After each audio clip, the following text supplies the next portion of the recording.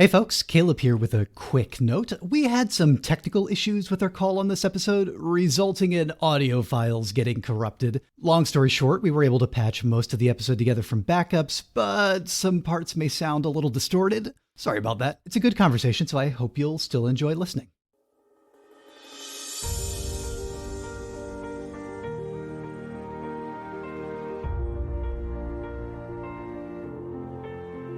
The wheel of time turns, and ages come and go, leaving memories that become legend.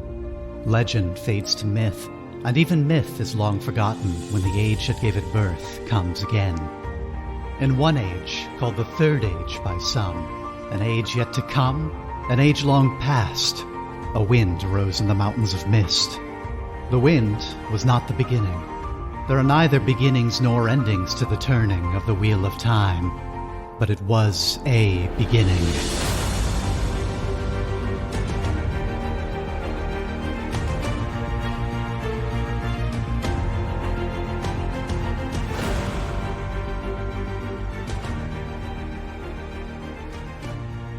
The Wheel of Time turns and podcasts come and go. Welcome to WOTCast, a Wheel of Time book and watch club. We are reading through Robert Jordan's epic fantasy series and watching Amazon's Wheel of Time TV show. Today, we're concluding the first book in that written series, The Eye of the World. I'm Caleb Wimble, and with me are Kitty Jarvis. Hello.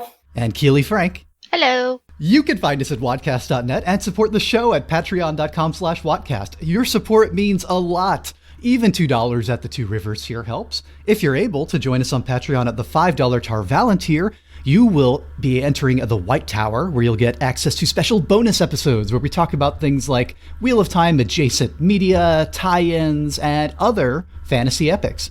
Email us questions, comments, and corrections via contact@wotcast.net with the subject line questions. We'll answer them here on the show.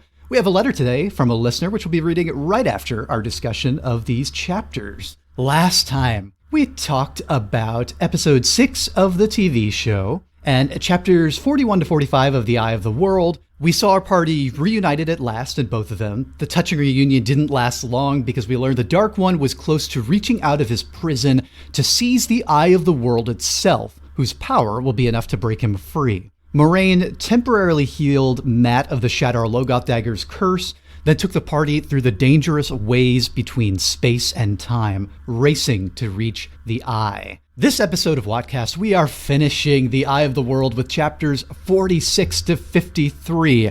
My God, do these chapters go quickly, and does a whole lot happen in them that we will do our best to summarize here. And joining us now on the call is our co-host, Dan. Hey, everyone. Good to have you back on, Dan.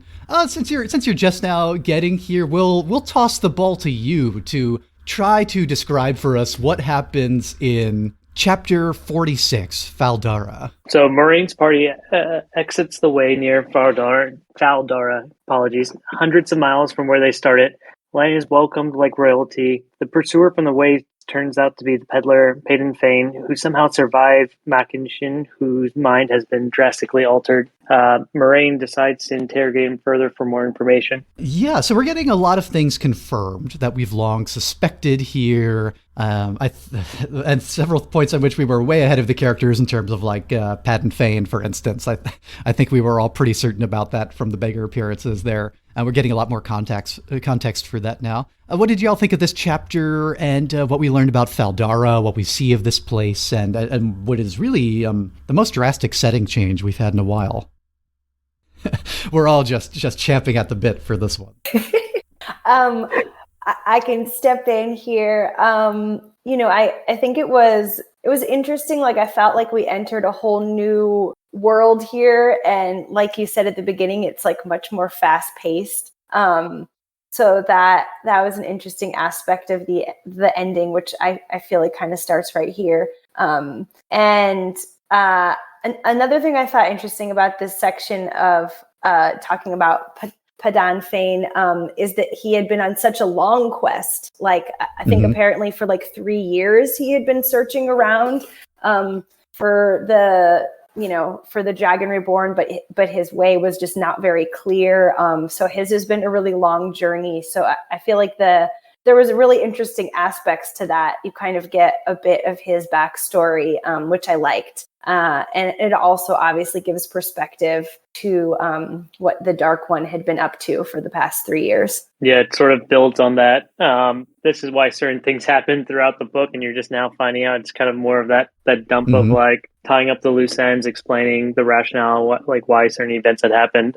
He's directly involved with some of that, especially the orchestration of the Trollocs coming to the Two Rivers in the first place. So they're really, I feel like I've gotten this vibe from the last few chapters and then the ones we've read for this section. Jordan's really trying to tie up a lot of loose ends, and I feel like he had so many pages to do this, and it didn't have to feel as rushed as it did, or kind of all at the end. But like, he had almost 750 pages, and the last 10 chapters really try to tie up a lot of that. And I don't understand why. I just feel like the pacing is not the strongest thing about this book. Like, it's like so much tying up loose ends and kind of giving a lot of background that the audience, like the reader, was kind of not privy to in the first quarter and half of the book. I don't know why that wasn't just like put throughout the entire novel and kind of like tied in a little closer together in like a more final draft. But I can kind of expand about that as we talk about the later chapters. But yeah, this one, it's one of those reminders that there's just so much that's now dumped on you like near the end of the book. Yeah, something that Keely had mentioned in the chat about these chapters was that this was the first time, in the course of these chapters, as they approached the Blight, that it really felt like a fantasy universe, I think you said. Yeah. Katie, or Keely, sorry. And to me, yeah, it's kind of also what you're getting at, Dan, in terms of the pacing here, that it does feel like maybe an issue where if there had been one more draft of the story, a big piece of of our beta reader feedback, maybe, or at least mine, might have been to, Jordan, you're developing all this cool stuff here along the Blight and the journey into it. This should really be like maybe the whole last act of the story. You could get so much mileage out of the bringing us into this more alien landscape that we're going into here. And you've done all the work of setting up the world of normalcy to establish a baseline at the beginning, and the world for like a very, very small corner of it, the Two Rivers, where that is just oblivious to everything else going on. But yeah, like you said, Dan, maybe we didn't need to spend quite as much time as we did there or on the road from there to Camelin, even though there's a lot I like about those chapters. And I feel like if I were restructuring the book, it'd be, you've got 3 very clear acts here. We have the first act should be Two Rivers and the fleeing of Two Rivers and out into the wider world. Second act, you can really be like getting into the biggest dangers of their journey, seeing the broader world and bringing everyone back together.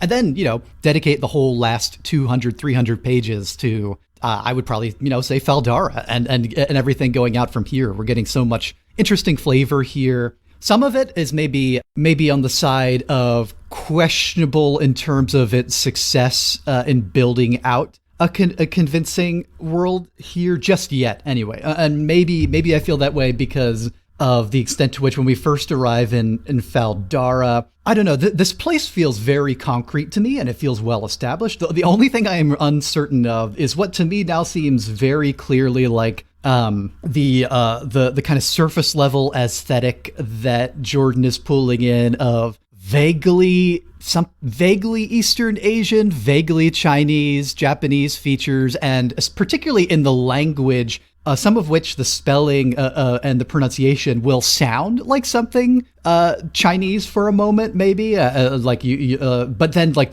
has words mixed in that are absolutely nothing that that sound like you would hear from a Chinese or Japanese speaker or that general language group, like consonant sounds and vowel sounds that don't belong here. But then other things that just sound like somebody trying to sort of some English speaking person doing a gibberish like fake Chinese kind of thing. I don't know. What did we think about that element? Was that something that even jumped out here in these? I was sort of fixating on details of these conversations this time. I totally know what you're referring to, and I can't pull it off out of the top of my head. There was like an example of a name they said that I'm like, wow, this sounds very close to another one. Kind of the same way that the Dark Lord's name sounds very similar to like Beelzebub and other references from like biblical and other like religions and all that. Definitely picked up on that with some of the language and the naming for places and people in this chapter. I thought it was almost maybe a bit much for me that these people seemed to react to this group so differently than everyone else had before.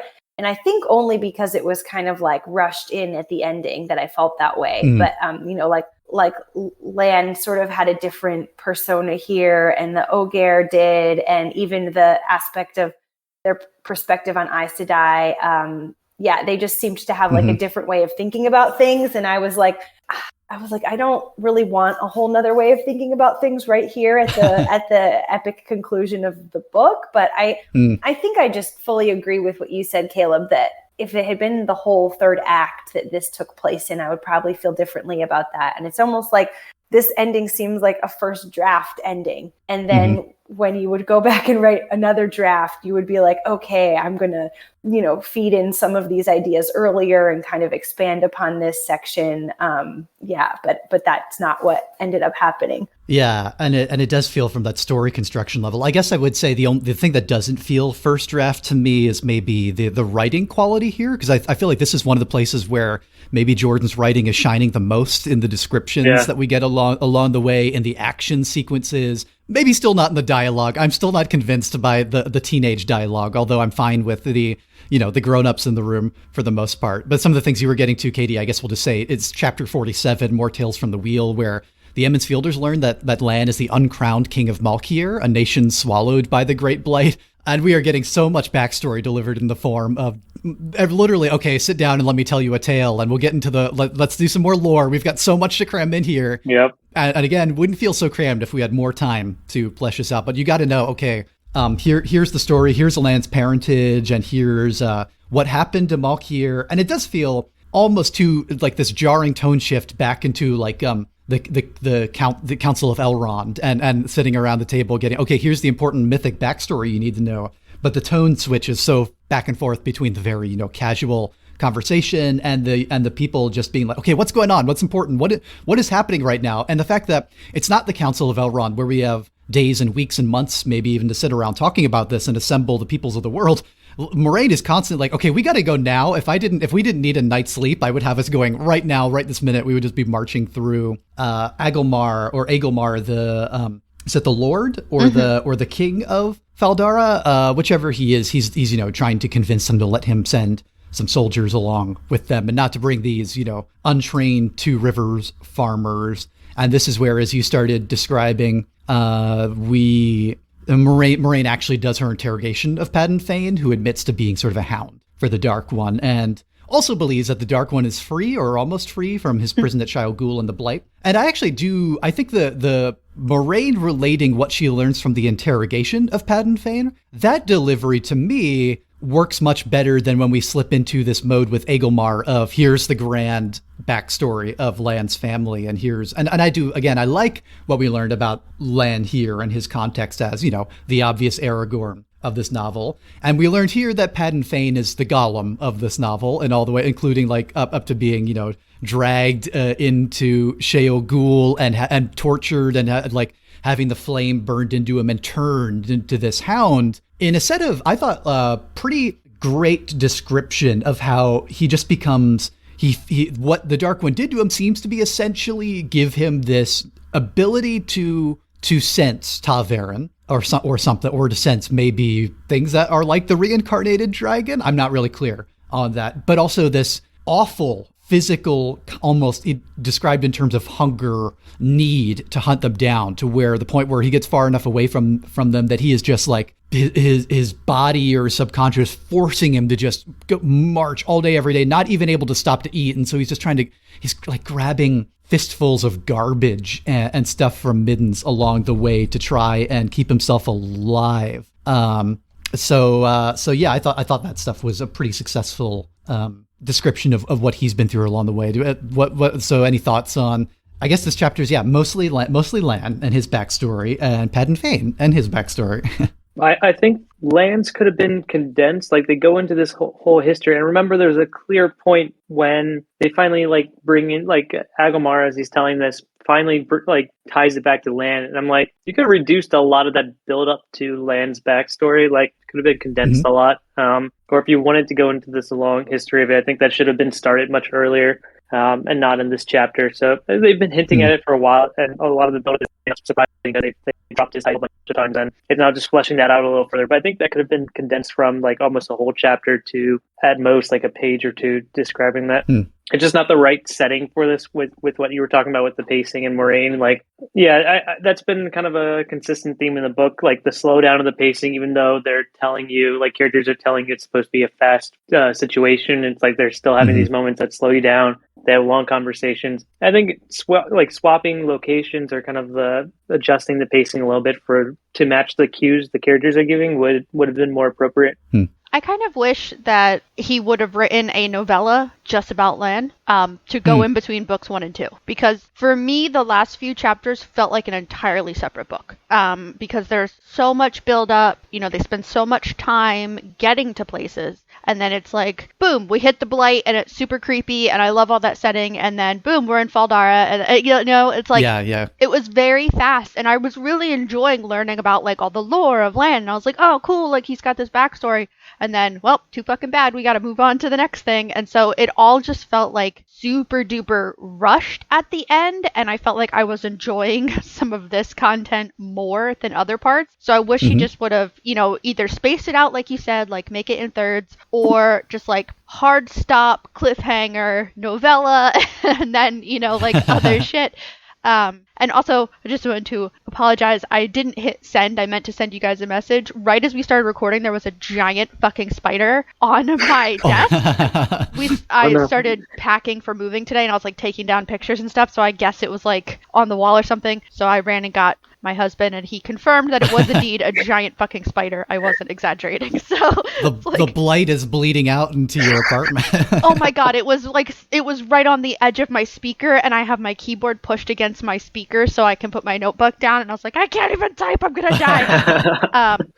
But I did enjoy learning about Lan. I just wish that, like, I hope we get more. Like, don't introduce something so fucking cool and then never go back to it. Like, please don't do that to us. Please give us more in another book. When you're describing that, Keely, I just realized that the pacing and structure of the first book is very similar to the way that the first Dune movie operates. Like these, like they tried to cram so much in at the very last point and then left on like a teaser for more to come. But it's like, why didn't you just like leave that, like put that in the next movie or however you want to do it, TV show, whatever. Just like that should have been cut out from the first movie, part 1 or whatever they were doing. Like they had like kind of a slow pacing or kind of like a very consistent pacing in the same way that this book has had a consistent pacing of like more drawn out conversations, a lot of fleshed out world building, but like less color. And then he throws in all this color and fantastical elements and good like environment descriptions and new characters, and they all come in these last 5 chapters, and it's like, why didn't you just save this for the next one? It very much felt similar to I don't know, same reaction I had to the first Dune movie, and its ending kind of feels applicable to this. Which maybe is why the show is having the impulse to combine it so much with the Great Hunt elements and bring some of those great hunt elements forward. Although we've had our issues with the show's pacing as well of just rushing through large early sequences. So it'll be interesting to see how they now have 2 episodes left, including tomorrow's, as of the time we're recording this, to do the ways in its entirety. That's got to be at least 20-30 minutes, probably most of the episode. I feel like we'll find out, and then to do all of Shinar and all of the Blight, and maybe they won't. Maybe they'll end on a cliffhanger before the things that happened here. I don't know. Though I hope they establish some of these details which feel pretty critical to me of the setting. Critical in a way that they're essential. Like, I did love learning, this detail jumped out to me of how the extent to which 50 years ago, that recently, Shinar was not a borderland kingdom. And then north of them was still Arafel. And then north of Arafel was Malkier. And I do love this sense of how oblivious the rest of the world seems to be to how quickly the Blight is encroaching now, and that an entire kingdom can disappear into the Blight in one generation because of one family's interpersonal drama and throne seizing drama in the backstory that we get for Lan here. That's how quickly that's happening, which feels very, similar again. Maybe that's also a Lord of the Rings thing. And when Boromir shows up at the council, no, y'all don't get it. More like half of Gondor has been swallowed by Mordor in the last couple of weeks. It's crossing the river. We're losing like great cities full of people. And it's also what Game of Thrones will bring in big effect with everything going on at the Wall that we see. and that the Watch sees up north and that Jon is privy to, and the rest of the world is like, yeah, whatever. We've got politics to deal with down here. We're not going to worry about the existential threat that is just leaping miles and miles southward over these decades here. So I like getting that sense of urgency into the world building, and I'm excited to see how that affects the rest of the series. Now that I do hope that the rest of the trilogy is as big of an improvement as I remember. I remember book 2 and 3 feeling like we really got into the flow of things. We really started being more than just Lord of the Rings redux in some ways, and we'll find out to what extent that's true or not in here. Yeah, but some of the stuff, like, we're hearing about Jane Farstrider again, who's like a recent sort of heroic folk figure that's been sung of in songs and has come up in some of Tom's Glee mid-bits and all that. I would put that in the too much, even for me, even knowing the context of these books, just too much category of way too many lore details to keep track of here. I was like, okay, what? Jane Farstrider now, and there was some sort of plot going on with the being brought to the Seven Towers in chains and Lord, it's a lot beyond learning about Lan, as an infant in a cradle. And yeah, maybe the way that y'all said, getting the novella spinoff of the Lan backstory and all that would have been a way to handle it, which is the way that Jordan does handle Moraine and her lore and her relationship with Swan Sanche. That's all in its own prequel, A New Spring, much of which we're getting sprinkled into the show as we go, which we talked about extensively, Keely, you and I, and Nick this past week. We do have it confirmed. I don't know if we said for sure on air, Podden Fane was the one who brought the Trollocs into the Two Rivers, for which we, again, long suspected, and we still don't know if the show is going to make Podden Fane a thing at all, because we got that first episode scene where he gives like a very weird look at everything going around in Emond's Field and then backs sort of away and seems to run away in the midst of that fight. Well, I think they're gonna, because I remember, like, we talked about for a little while that weird face that he made where it wasn't sure if he was like, fuck this, I'm out, or if he was like, everything's going to plan. And then it was someone on the subreddit pointed him out that he was in Tar Valon for that whole scene of dragging Logain through the thing. So I think that they are, to some extent, going to bring him along and make him, this character. Did they do that then? I was wondering, after reading this section, then remembering he's only in the first episode, I was like, did they do like little like sprinkle him into like different shots without you knowing it, like unless you were paying attention for him? Okay, I figured, I was like, I wasn't looking for him, but my hunch was if I kind of watched those episodes again and was like looking for that character who only shows up one time before, then like he might be there to set up. I don't know, even if you rewatched that, you would notice the one that Keely brought to our attention via Reddit. Like, as I went back and looked over that scene, I'm like, why is it so quick and so subtle? I can barely see him there. That's too little. Yeah, that's why I'm hoping that they'll go through the ways they feel someone following them, and then, it'll be him, because, now they bring him back and you find out he's been a dark friend for 40 fucking years. And so they start playing back all the times that he's been in the Two Rivers and the different behaviors that he had. Yeah. It's like, he's clearly a big fucking deal. So like, if they didn't have him, it makes no sense for why the Trollocs came and all that stuff. Like, they use him as that bridge to bring them in. So I hope that the show will do, but who the fuck knows, I guess. I was gonna say, maybe they'll do literally the same thing and flash us back a sequence of shots where he was in the background, but make it close up so we can see, like, oh, secretly he's been in almost every episode this season or something. Yeah, but it doesn't feel like they kind of set up, like, it almost feels like a gotcha moment, because in the book, at least, this is one thing Jordan did well. There's a lot of moments where I recall like a beggar or like kind of a like an unidentified figure. And that works better. Like in the show, you can't throw in one scene of this dude and then try to be like gotcha at the end and bring him back in and like show those moments throughout when it's like been so freaking subtle. It's like not even like something you can almost like most of the time you want to be able to kind of spot that on your own and put that together as an audience. I feel like only book readers could put that together. It's too subtle. So if he comes in, it's just like a gotcha moment almost. I would say that like my favorite type of horror movies are those like found footage, there's shit in the background movies. So if they do that in like the next couple episodes where they do flashbacks of like him in the background the whole fucking time and I didn't see him, that's gonna trigger me. I'm so excited. I hope that they do that. Like, make me uneasy. I fucking love that. But yeah, it's definitely, and it feels, I don't know if we would necessarily feel the same way if we weren't also watching the show, but how fucking obvious it is to us who some of the characters are. That like throughout this whole thing, sometimes they're like, I wonder who that beggar is, or like, that's weird, someone's asking. I was like, did he not just fucking run straight at you covered in shit like in that one town? So it's gonna be nice if it's kind of like a slap in the face to them in the show, be like, haha, you fuckers not paying attention, you deserve this. That's maybe a way of not having the characters seem as oblivious to that it's like really hard for even us to notice at the audience. But yeah, I guess we'll know if it's successful when we see the next episode or two, maybe. Although we have so much to get through in the Blight, we should really get into there with. Katie, do you want to tell us about chapter 48, appropriately titled The Blight? Sure. I started loving the chapters right about here. We go into the Blight. So the Faldaran soldiers are heading north to Tarwin's Gap, and Moiraine's party slips into the Blight by another way. The Blight is beautifully described and full of sickly, twisted, and dangerous plants and animals. Nynaeve and Lan bear their hearts to one another, and Lan does not wish to subject her to his inevitable fate. So they have kind of a sweet moment. And I'll agree with what Caleb said earlier that basically like starting here, I do feel like the language and the writing becomes like really beautiful and descriptive and evocative in a way that I didn't necessarily feel for the whole rest of the book. But that was really nice to see. And there were just like paragraphs that I would read again just because they were just interesting with detail and language. And that was a good aspect for me.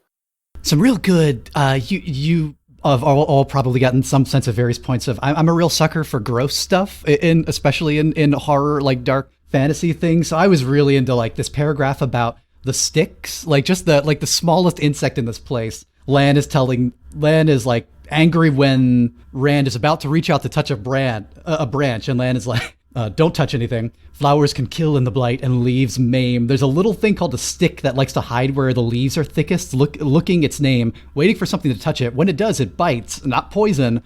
The juice begins to digest the stick's prey for it. The only thing that can save you is to cut off the arm or leg that was bitten. And that's like sort of the least of this. We get like these long, well, not long really, but just good like full paragraph descriptions of mile by mile the corruption of the Blight became more apparent. The leaves stained and spotted with yellow and black, livid red streaks like blood poisoning. Every leaf and creeper seemed bloated, ready to burst. Anyway, I won't read it all because I just have so many highlights in here of really, really evocative. Like, ooh, I got to bring this into a D&D campaign. These are good descriptions here.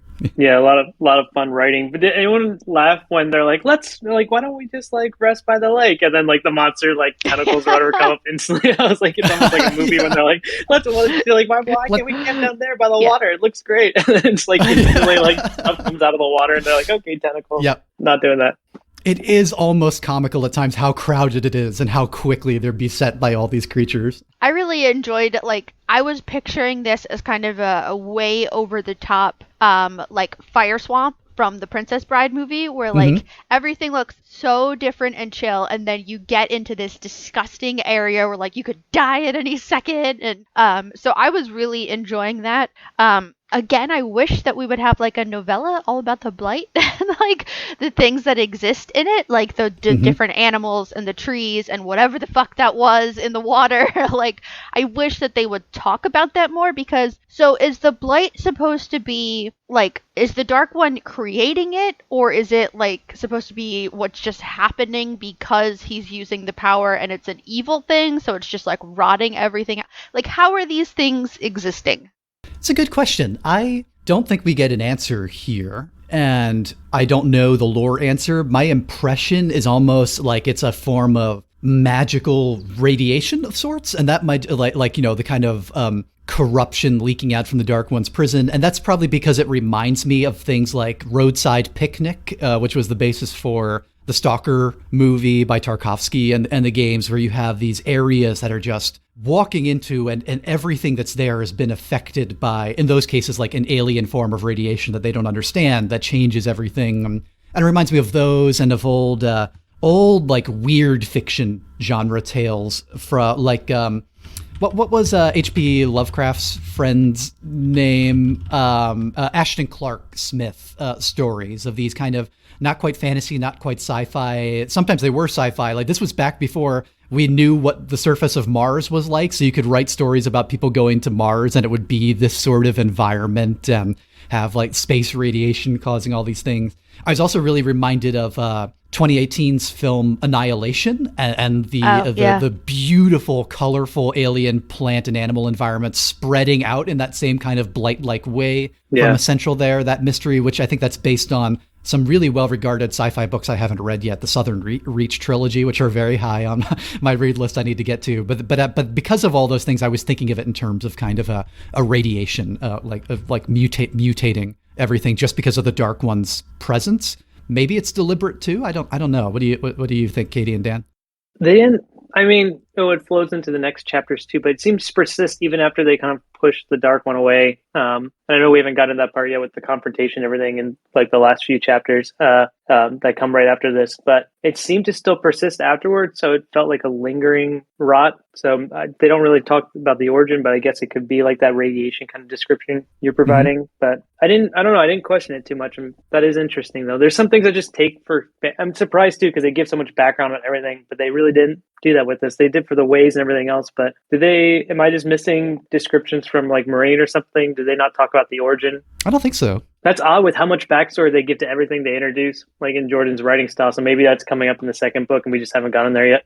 About the connection of the Blight and the Eye of the World. Like, is the Blight always where the Eye of the World is? Because I know that that can move, I think is my understanding. So that I had a lot of questions that probably I could have used another read through of these chapters, but I definitely had a lot of questions here. But that was one of them. Does anyone have any answers about whether the Blight is it guarding the eye, or I don't know. Yeah, I have so many questions.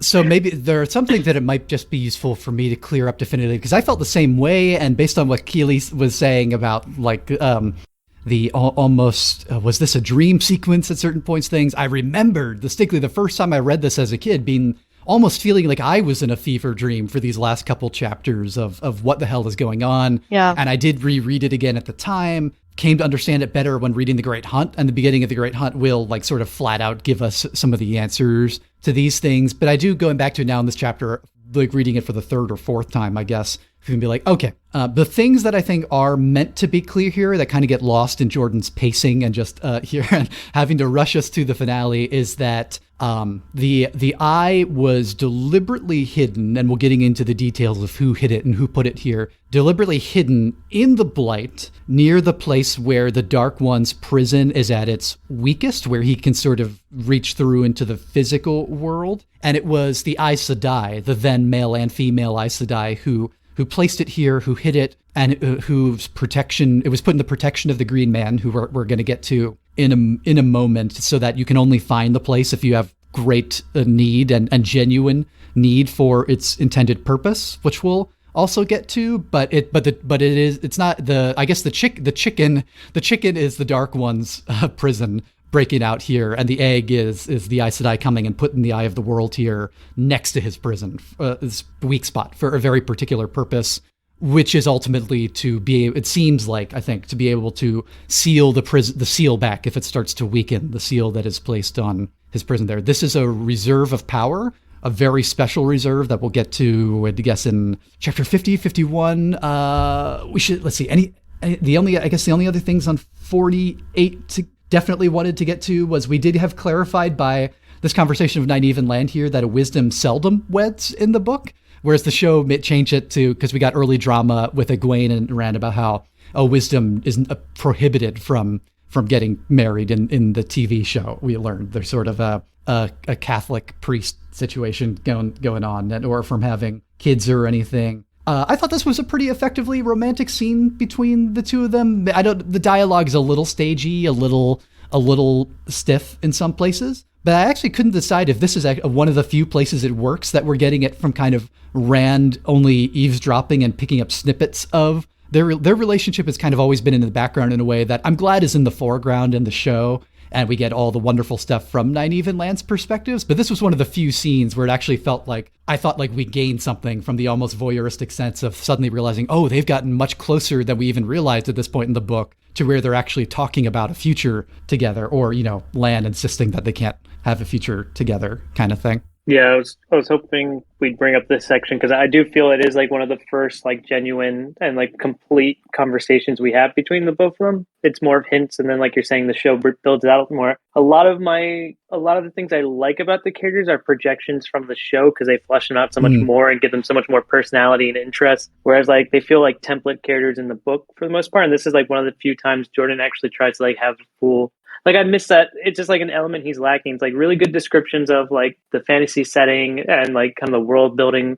Some of the lore are really fantastic, but it's just like there's not a lot of really good character interactions at all, and they all feel a little cold. So it's great. I especially liked like Rand trying to like fake sleep because he doesn't want to like embarrass Nynaeve by like letting her know that he's like was listening to the conversation or he's aware of her crying. And it's a very human moment right before the the finale climax. So like I like that they had that like kind of quiet moment there because Jordan just kind of forgets to include a lot of the like human elements to his narrative. So yeah, like we've only seen them flirting before, right? From early from Nynaeve's perspective, but we haven't had a Nynaeve perspective chapter in like what 20 chapters or something. I don't know.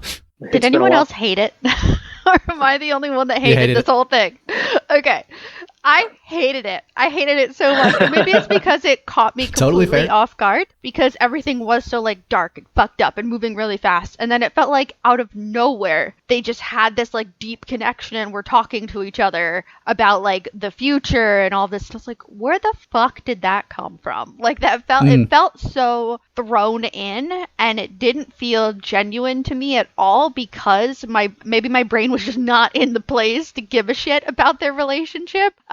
But I just completely forgot about the two of them because it's just been Rand like this whole fucking time. And then, you know, weird comments about Egwene and Rand, and I completely forgot. And then so the two of them, I wrote down like that was fucking weird. Like I didn't like that at all. I like the reactions of like Egwene with Nynaeve after, and like Rand just trying to be chill about it, but like afterwards, like Lan not making eye contact with her and like things being weird. I was like, what the fuck is this? Like, this is supposed to be a fantasy. What is this bullshit I don't care about? Well, it's all I completely see that, but it's all it has. Like they often have that in movies, like right before they go to like the final fight or whatever, everyone gets their feelings out because they don't know if they're gonna die or not. So I think it was like Nynaeve being like, "Look, it's like I like you." Yeah, I don't think Jordan's earned that. To your point, yeah, Keely, I don't think they have it enough in the book, and I think I forgive it a lot because the show's done a lot better about like a lot of flirtatious moments or like really good dialogue between them. I like Lan and Nynaeve a lot better I like all the characters a lot better in the show. Yeah. But I'm projecting my like of them, and I think it makes me more forgiving of conversations like this because this and even like the prior chapter where we're saying feels different in the character interactions felt more like the show. So I think the show's been pulling from some of the later like settings and character reactions and interactions, and they're pulling that a lot in way earlier than the book does. But I sort of saw it as like the final, like, we could die, I'm going to profess my love for you and I want to be with you, and Lan just being like, it's forsaken or whatever, we can't do it, it's like I'm not the person for you, kind of the I'm a solo warrior kind of thing. And I will hate the man you choose because he is not me, but I will love him. Dramatic. I love him if he makes you smile, kind of thing. I you know what I will say where we probably have complete Venn diagram overlap here is I really hate the Rand and Egwene stuff. None of that works for me. None of that is earned. None of that is. Yeah. I'm just like rolling my eyes at every turn, and it's just so. There's still too much middle schoolers here. I agree. Like we need to have that future development brought in from the later books in the way that the show is doing, and just aging them up, making everybody a little bit more emotionally mature. I like the idea. I don't know. It just seems so trite to me where Egwene's like, oh, you know, I'll make you my warder. And I said, you'd like that, won't you? And he says, I'd like being that. And it feels kind of condescending from Rand's side, and it feels kind of stagey, and that both of them are just performing being adults in a relationship, which neither of them are really emotionally capable of. At this point. I think he could have taken cues from so Rowling does a pretty good job about that in Harry Potter, where they don't get into that until they're older. So like the earlier books don't try to get really sappy and dramatic with like love relationships. It's all just friendships and everything. And it's so much more powerful in a fantasy setting when they're, especially with younger characters, it's like you can build those genuine emotions, not have this really like kind of shitty, like over dramatic, like love, like triangles, or they're not even doing a triangle. It's just that, I don't know, like her character overall, like despite being younger, it's just, she's so uninteresting in the book. She's like weepy. She wants protection from Rand. And in like the show, she's kind of like a Hermione in some ways. She's more intelligent. She's empathetic. I find all the female characters a lot more interesting in the show. And it's like a lot of the great qualities. She's like sincere, whereas like Nynaeve is more of like kind of a stickler for things and sticking to the rules and like less emotive. But they're both dynamic. And in here, she's just so weak. She's crying all the time. She needs protection from Rand. She just there's like no development of her character at all. She just feels like the weepy like side character that needs protection from the main chosen hero. Especially given, did you bring up Keely last time we talked with Nick about how, Egwene almost started out feeling like she was going to be the early hero of the story. Yeah, and I feel like, I've worked in social services for 10 years, and any time that you have these characters, whether they're teenagers or older or whatever, where there's like controlling, jealousy, I need to protect you, any of that kind of shit, it's not going to fly with me. Like, you can't even say like, oh, well, they're supposed to be I don't give a fuck if they're teenagers. Teach them early that you shouldn't be jealous of whoever you're interested in. They're allowed to talk to other people of opposite or same or whatever gender or whatever. And so this whole idea of Rand being like, instead of it coming across as like, oh well, he wants to protect Egwene because they've grown up together and she means a lot to him, it's just coming across as like creepy jealous boyfriend. And I'm just not going to like that at all. So I feel like if this conversation had happened with the show versions, like Dan, you were saying, I would be so much more on board, because it would make sense that like they're older, he just wants to, he's got this like loving thing and not it being like a creepy, controlling bullshit thing. Yeah. Almost every thought that Rand had about Egwene throughout this whole section, like Caleb was saying, just it irritated me. And I was conscious of the fact that it wasn't supposed to. Like, I don't believe that was the reading intended. Like, I think it was intended to show Rand's like love and sensitivity and fear and like longing for home in the past. But it really just read to me as like condescending, slightly sexist, and slightly jealous. And I think it's like part of failing in the like completeness of these characters and part of failing of just maybe dialogue that's just not the strongest writing aspect of this book. But as I was getting annoyed, I was like, you're not supposed to be annoyed. You're supposed to feel bad for these characters. You're supposed to like think about how much, they care about each other. And I was like, no, I'm just annoyed. Yeah, I think I completely agree. And I love the way you phrase that, because I was thinking that in the last few chapters, I'm like, Wheel of Time, the Eye of the World suffers a lot from really leaning into the cliche of the chosen one hero from like, especially the early 90s fantasy and all that. You have the cliche, like male hero, he's chosen, he's special, he's sometimes stubborn against it. But then it just like, some of the tropes associated with that, with like just like kind of the staleness of his character in relation, his like interactions with women and everything are just very cliche. Speaking of interactions with women, I did have to pose to everybody from a world building perspective, because this is, I feel like I'll just, okay. So Nynaeve says this thing when she mentions, Aes Sedai marry as seldom as wisdoms. Few men can live with so much power in a wife, dimming them by her radiance, whether she wishes to or not. And I'm like, okay, context of 1990. This is obviously a real world dynamic, right? This is obviously true for a lot of men of this generation. We're still in the 80s when Jordan is writing this. We're still in like, there's a very limited description, a very limited bound of what like female empowerment can look like in Hollywood, for instance, with the sort of like shoulder pads wearing often kind of cold and the Sharon Stone image of like what the woman in charge or in power looks like, and how men are perceiving that, how writers are perceiving that, how society is at large.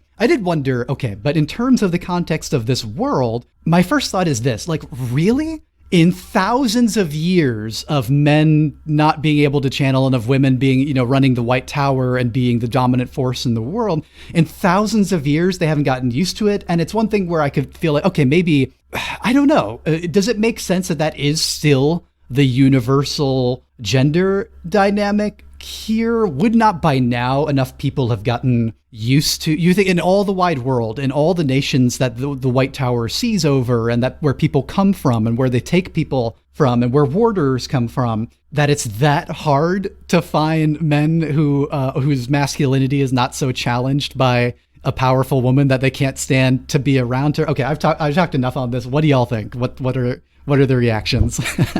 I mean, that's a powerful observation of just like the POV from the author, though, because I think the show, I didn't think about that, but that's a great point, that like it really shouldn't work in the dynamic of this, like the society. I think the show cleans that up, though. Like, I don't get that sense at all from the show that men are frightened by women's power and place. It just comes from a very frail masculine perspective of like women can't be more powerful in this relationship dynamic. And I remember jotting that line down to the one the phrase you just quoted, because it's like, it's so cringy and so outdated. But it's coming from Jordan's perspective and kind of his lived experience in a society that's very controlled by men. But I feel like the show has done a good job of cleaning it up, because in reality, you're right. There's thousands of years of women being dominant and having more say in politics and power and everything. Men would respect them like they do in the show. I think no one challenges the fact there's powerful women everywhere and that they often have authority over like what the men are doing. And I've just never seen anyone scoff at that in the show. I might be wrong about that, but I think that's something only specific to the book. Yeah, I think they've cut out a lot of that crap from the show into the book, because even a lot of the like dialogue between the group is gone in the show. Like that whole thing with Egwene dancing with the grandson from the Tinkers, and Perrin being like, "The fuck are you doing?" Like all of that is gone. So I think, you know, thank God. Yeah, I'm happy that dynamic is fucking gone. Like, you know, that women or, you know, female presenting can do their own shit. Like, God forbid they be fucking human. And so I think in some context, though, it works, because Nynaeve is from the Two Rivers. Well, that's where she grew up. Let's say that we don't necessarily know. She's from the Two Rivers, and that's where this group of teenagers are from. And so if we're seeing a lot of these like stereotypical dynamics play out, it's because I would say it's because they're from this very sheltered bullshit town compared to, you know, everyone else. I think it also plays into why, you know, Katie, you said that you didn't like the fact that people up in Faldara are much more accepting of Aes Sedai and everything. Like, it just feels too different. And I think it's showing the dynamic that, like, you know, if you're exposed to more shit, more people, look at your worldview changing compared to the Two Rivers. That even from the start, I mean, how many fucking backhanded comments did we get from the men about all of the women? That they were like, oh, you know, don't mess with my wife, she's a firecracker. And it's like, fuck off, all of you. It's a good point that I like that perspective of them being sheltered, because it is maybe unfortunate or cool, depending on how you look at it, that the world that Jordan set up, like in the TV show, can really lend to being this like female empowered world. But I guess the unfortunate aspect is it doesn't really come off that way in the book. But like the tenets of that are there, because for so long the women have been the ones that can wield this massive power, whereas the men can't handle this power. So it is really interesting to see like so many just like little sexist and like eye rolling comments slid into the book. But then if you remove them, you actually have a world in which female power is dominant. So yeah. I think that's basically hitting on the reason why it bugs me, is because it's incompatible, that it feels incongruous with the world building. Because throughout the series, we'll see it's not just the Aes Sedai. Like, that's been, you know, they like loads of these nations have female rulers, or have for generations and generations. It's like, it's not a new thing, and it seems like almost everywhere there are exceptions and different countries and societies. But even in the Two Rivers, where we have the women, it's gendered. We have the Women's Council who runs the town, and then we have the Men's Council who I don't know. Even the men seem to acknowledge they don't really run the town, but they like to gripe about it all the time. But it just feels like if that is the case, and if in most of the world women have had the rights that in our world they've only had for, you know, 50 to 100 years in most societies, or less, in a lot of ways. But here that they've had them for so much longer in so many places, and there have been women in power at all levels of societies in all these places for so long. That's why it feels weird to me that there would still be the same. And I guess it's like, Jordan in the 80s being like, I've got to get, I think he probably, I get the sense that Jordan probably thinks that's good. And that's the world that's how things ought to be in terms of gender equity. I think he probably I don't know if he would, I have no idea if he ever called himself a feminist, but I feel like that was probably from the 80s. He was probably pro women being at least equal in society, is the general vibe I get, but that he's a little too mired in his time and his own framing of these issues to really think about whether people would still talk quite this way in the world that he's laid out. And maybe they would. Maybe there would still be, I don't know. It's kind of depressing to think that, for instance, misogyny would just be a universal human constant, even in a world like that. I guess it's an argument, but I don't know. I'm sure we'll return to this at various points, as we always have too.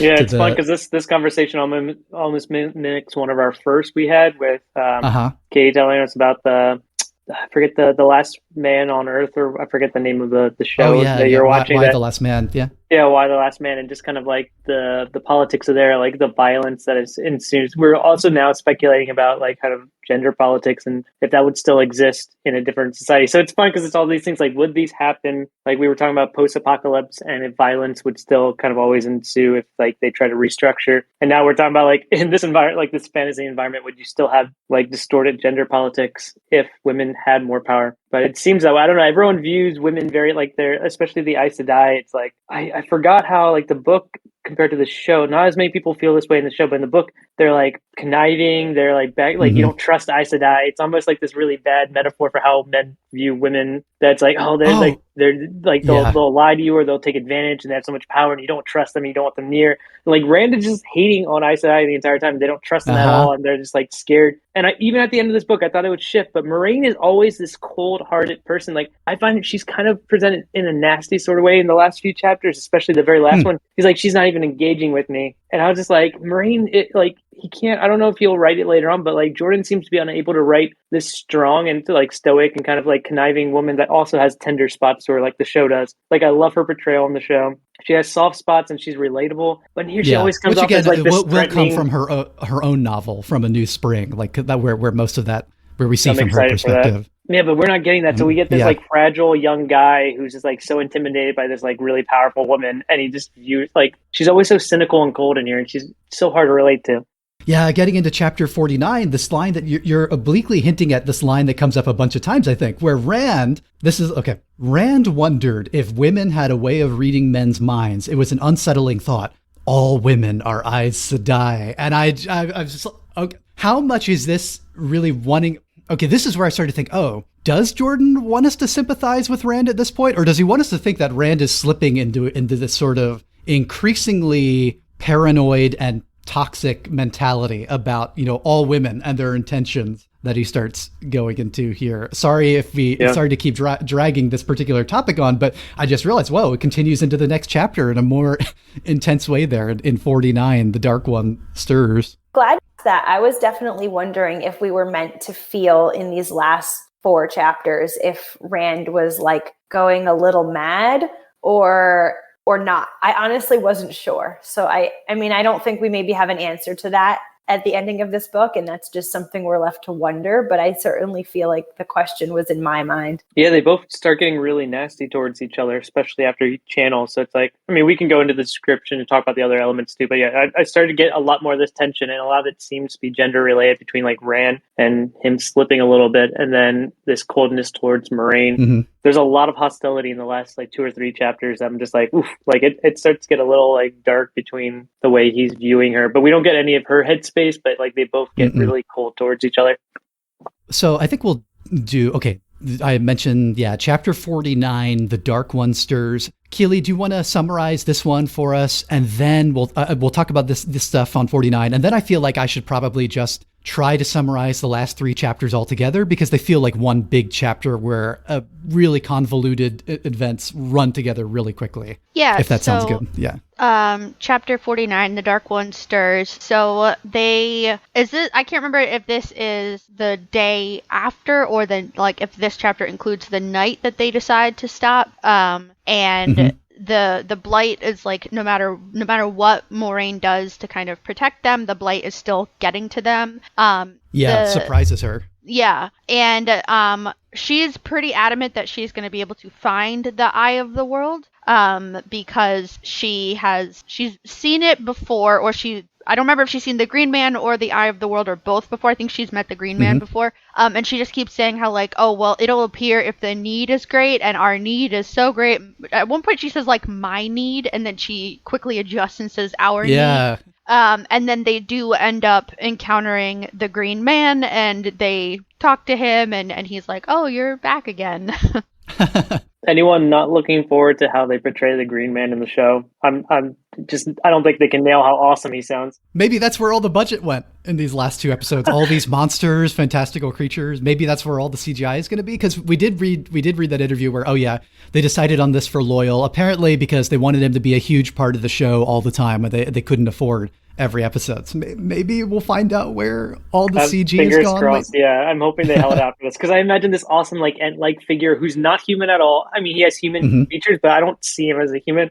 And I expect vines and everything growing on him, and this almost ant-like face. All hopefully all CG are really good prosthetics. But if they give us a dude painted green, I'm going to be so disappointed. I'm just going to be okay, we're done. I'm really excited to see that as well. I don't know if, Caleb, you ever saw this person, but there is a long-standing person in Venice Beach, California, which is a quirky place, that would dress up as the Green Man, and he wore stilts, and he was just magnificent in his portrayal. And he had vines growing all over him and a butterfly on his shoulder. And I would just see him every once in a while when I lived around there. I'm looking at photos. That's really cool. I haven't seen it in person. And I hadn't read this book, obviously, and I know the Green Man is kind of it's kind of more in myth, so it maybe was not directly related to this book, but I kind of think it was. Anyway, when I was reading it, I couldn't stop picturing him, and I honestly if the show can make the person look as cool as this guy that dressed up in Venice, I would be totally stoked. Yeah. That is really neat. It looks like he walks around on stilts all the time. And are these actual plants that are attached to the costume? That would be I don't know, but it looked so real. And he was he also had this really calming Zen voice, and he would say hi to people. Everything about him was great. I kept picturing the Green Man as, I don't know if anyone has read, there's a novella called Silver in the Wood by Emily Tesh, and it's from Tor. It's one of their novellas, and the cover of it has this depiction of the man that lives in the woods, but his face is made out of tree branches and shit, and that's what I was picturing him as, the whole environment that she made in that story, and the atmosphere. I was imagining that for this character. So I think I'm kind of with Dan that I am ready to be very, very disappointed. Adjusted expectations. We're very excited. So it's if we go in with super low expectations after Loyal, which I understand they wanted to reduce or save the budget since he's a very common cast member. But if they can't do that for this character, we're just going to be really, guys? I also think of those, the thing where I went to mind this time, especially with how his fingers are acorns and he has fruits growing off. Some of those famous paintings by is it Giuseppe Arcimboldo of humans made entirely of vegetable matter, as a still life kind of thing, where every little detail is some part of a plant. But yeah, I guess we'll see how they pull off on the production design level. I feel like that's where the show's been the most mixed bag. We'll also see, are we going to get all these monsters? Are we going to get the Cthulhu-like creature in the lake, the Watcher in the water, or the giant worms? We get our Dune flavor moment here of these huge burrowing worms that are, I guess they're above ground, maybe, unlike unlike Duna. They're like bringing down trees as they're coming through. Although conveniently, a lot of the fights happen off screen because Lan is like going and Lan disappears. We hear like horrible noises and like splashes and streaks of blood, and he comes back covered in black blood like 5 minutes later, or wiping off his blade, and like, don't worry about it. And Moraine telling him, don't worry, just let Lan do his thing. That felt kind of weird to me, that Lan would like disappear and then come back and they'd be like, oh no, it's fucking fine. Like, we're not going to talk about this at all. Because Lan, from what they told us, is kind of from this part of the world. So he would have the most knowledge, which is probably why he's comfortable like going out and fighting whatever and coming back. And then they just kind of like hint at other things happening. Like, they say worms, but you don't actually get a description of them that's like really graphic. You just kind of see like the trees are moving and everything is scared of them. And then they keep saying like, oh, there are worse things living in the high passes, but they don't say what that is. They don't talk about it. So I feel like they were we do see a tree eat something, right? Like a tree eats like a large animal, a bear or something. Yeah, but it's just like someone sees it in the distance. Like, they don't talk about it. They don't give it all these crazy fantasy names. And so I felt kind of like let down with that like they did so much description of the Blight and specific things and felt like they were really going for it. And then they're just like, we're just going to hint at other stuff, but we're not going to talk about it. It's like, that shit is the coolest part of this fucking book so far. Talk about it.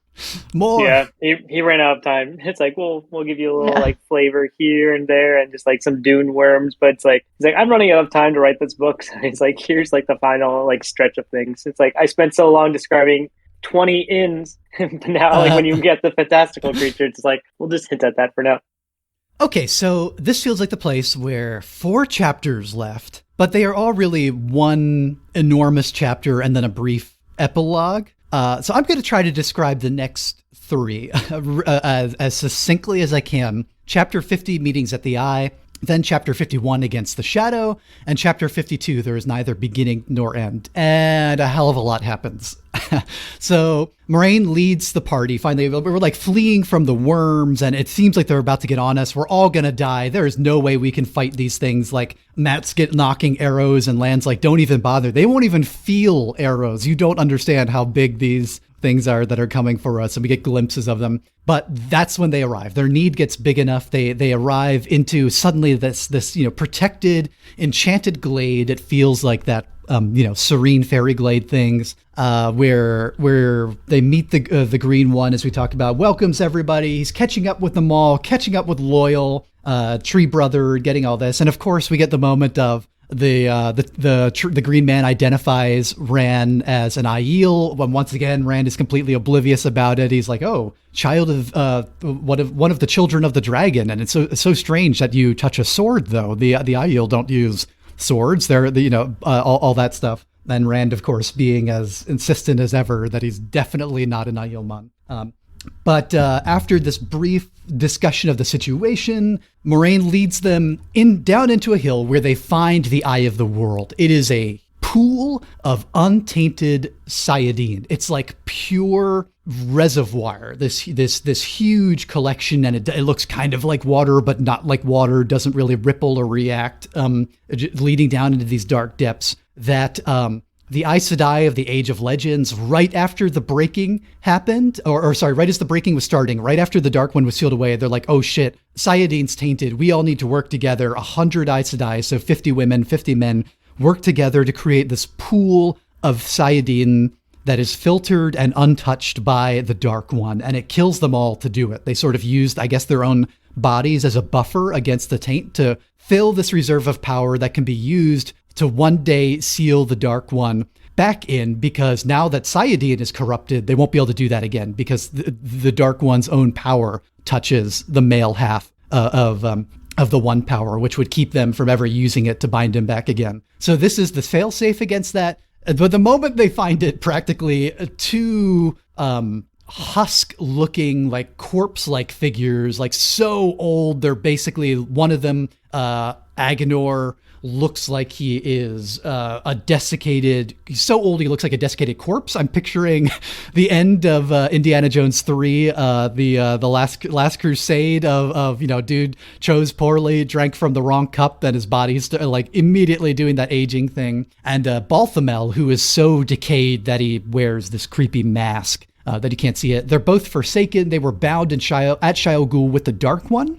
Apparently they were bound so close to the surface that they were like caught in between his prison and the surface world. And as a result, for 3,000 years, they have been in stasis but aging, like exposed to time, and really terrifying fate where they seem to be aware of the passage of time and their bodies decaying, but they were trapped there and unable to do anything about it.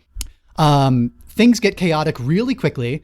Moraine, even with her Angreal, that figure she has that enhances her ability in the one power dramatically, she knows she's no match for two Forsaken. So she tries to keep the others from fighting, but they ignore her. Everything goes to hell really quickly. It's either Balthamel or Algenor. They're like Egwene tries to attack and is or thrown back, or Nynaeve tries to attack. It's grabbed by one of them. The Green Man attacks and takes Balthamel by surprise. Balthamel thinks he's killed the Green Man with this like bursts him into flames. But then the Green Man, sort of in his dying throes, grabs Balthamel and gruesomely kills him by like growing him from the inside out, full of fungus and plants. Moraine buys time for others to flee. She's screaming in the background as Rand runs, pursued by Agenor. And after the Forsaken finishes, it sounds like torturing Moraine back there. All really awful and seems like it's going very badly. But then they reach the edge of this cliff, and Agenor, Rand is suddenly able to see, is tethered by like this glowing cord to the eye of the world and drawing on this massive reservoir of Sayadid, which, shocking, Rand is suddenly able to see. And they fight over it kind of in this mental way with neither of them are neither of their bodies are moving, but Agenor is trying to draw in the entirety of it as Rand starts to try and grab the Eye of the World as well. And it seems like what happens is Agenor tries to grab the entirety of the Eye at once. And even one of the Forsaken cannot contain all this power, bursts into flames, self-immolates by burning out, trying to draw too much of the power in a very literal sense.